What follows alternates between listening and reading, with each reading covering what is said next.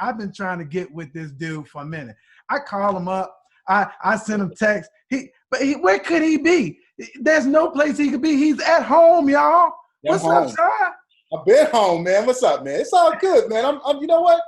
I'm just learning to adapt, man. This is a brand new lifestyle for me. Like my entire adult life, I've been on the go.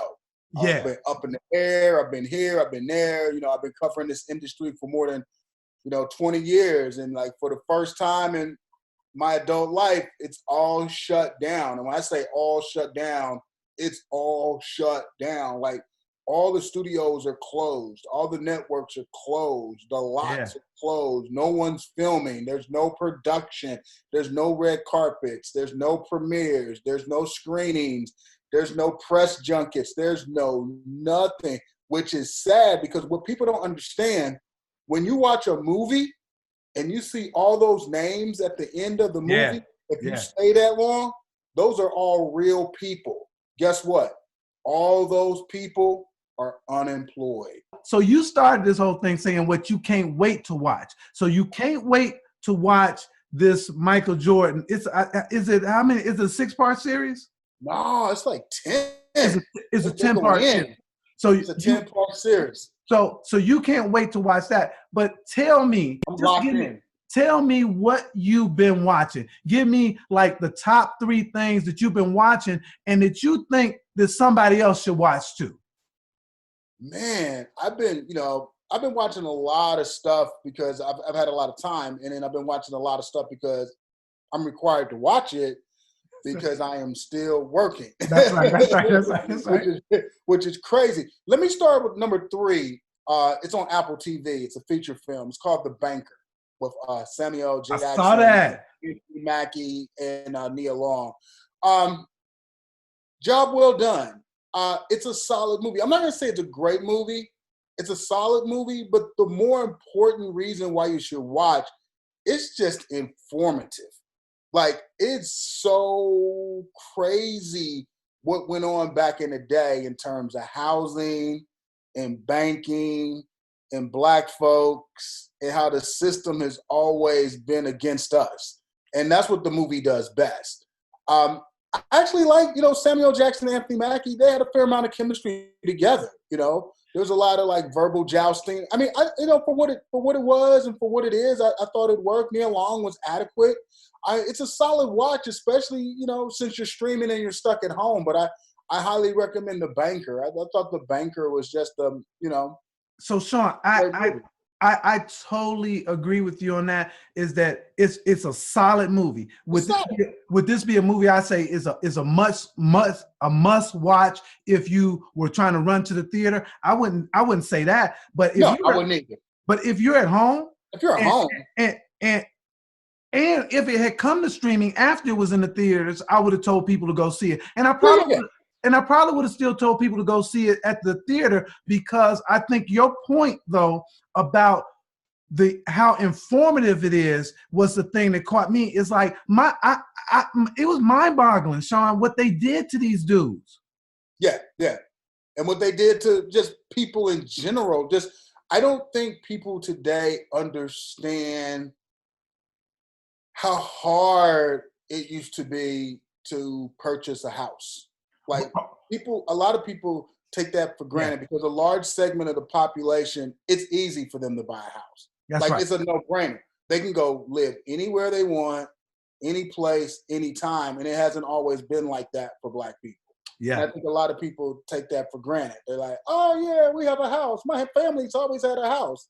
It didn't always work like that. And this movie does a good job of exposing that. It's almost like it almost plays sort of like a second tier Hidden Figures. I mean, Hidden Figures was such an exceptional movie, but it sort of functions in the same way that movie did. And like I said, I like Samuel Jackson's always engaging. Samuel Jackson is a genius at finding characters that are right down his lane. And he just he always finds characters right, and he can execute. I think he can execute it in his sleep. And so he does a good job. And Anthony Mackie's no slouch. And Nia Long's good. And like I said, the story's more important than the execution. But Yeah. if you're streaming it, it's not like you're And the jumping off execution was good. your car and driving to the multiplex. So Right. if you're streaming a banker, I'm not sure how many people have Apple TV, because I just don't think Apple TV has exploded. That's right. Like some of the other platforms. But if you have access to Apple TV, I highly recommend the banker. Cool. So we moving to your number 2, man. What's your number 2? Man, all right. I got you. You got a number 5, 6, and 7. That's really what you.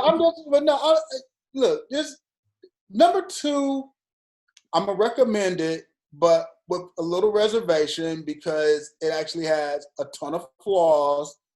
But once again, we're sort of judging everything on a coronavirus curve. Okay. So the Clark sister biopic on Lifetime. I have not seen it, so Now, you're gonna help me on this one. Yeah, let me set you up. I absolutely hate and loathe biopics on Lifetime.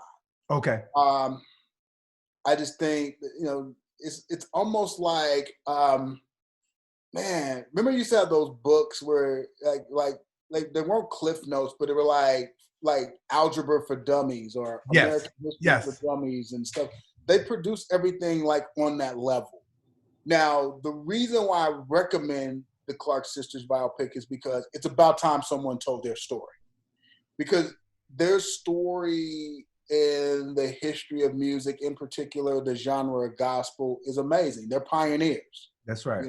They set the tone.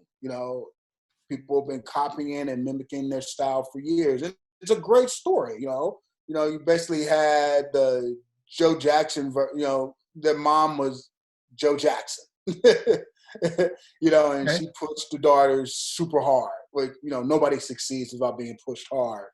And they developed a style, and they went through the usual struggles. We're touring, we're not making any money, and blah blah blah. Bad relationships, and it gets real formulaic and it gets real redundant. It's a little stereotypical. But I will say that Anjanou Ellis, who plays the mom, is fantastic. And if I was an Emmy voter, she at the very least deserves a nomination. It's a really great performance, and she saves the film. And I believe the film has earned a bit amount of goodwill because of the fandom.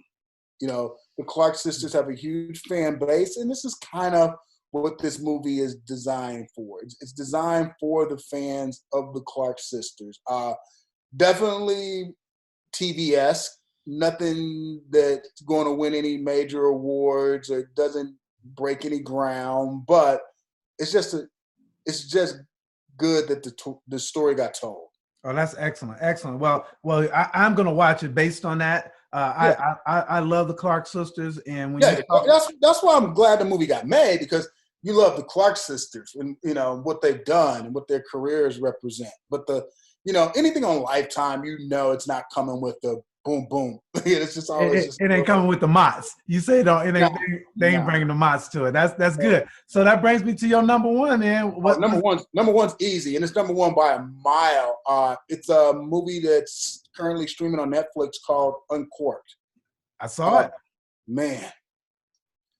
First time feature film by the writer and director. It was just you never really seen a story like this told before. I mean, it's about a young man who wants to be a sommelier, and he's currently working at his family restaurant, which was a good look. You had a barbecue restaurant. Dad works hard to keep it going. Supportive mom, supportive wife, just a great family dynamic. And this kid's got his own ideas on who he wants to be and what he wants to do, and the fact that he chose to become a sommelier, I mean, that's just a great sort of spin. He has a girlfriend. I like the relationship between he and his girlfriend. I thought it was real. I thought it was authentic. I thought it had a realistic vibe. And then he goes off to France to study. I love those scenes in France. I love those scenes in Paris. It was cool. I'm glad they were able to actually shoot in Paris, which means they gave that brother some money. He has some budget. Hey. So here's my question for you, Shawn, is that based upon the fact that it's by a mile, I don't remember your grading system. So if you were grading this movie, tell me your grading system and Okay.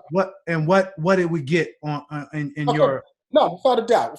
When I'm on air on Fox 4 News in Kansas City, we use the graphic popcorn bags. We go 1 through 5, 5 being the highest, 1 being the lowest. And we don't do halves because the graphics just look better as a whole. I mean, I was torn.